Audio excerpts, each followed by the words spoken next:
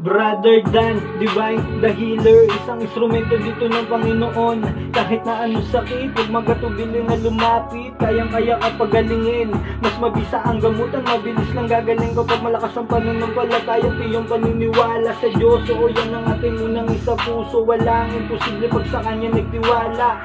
Di po kita binibiro, dito mo mararanasan paano magkaroon ng himala. Physical o spiritual na sakit, kahit ganong kalala. Huwag ka po mag-alala, si Bro Dan na po ang bahala. Nagbabahagi din ng karunungan, nagkaalaman na matuturing kayamanan. Dasal na Latin na pananggala at gabay na pangontra para sa iyong kaligtasan. Kami po sa inyong lahat mga kapatid. Narito po mula ang inyong likod, Brother Dan, upang magbagi sa inyo ng munting kalaman patungkol sa orasyon pangontra sa mangkukulam. Narito pong orasyon.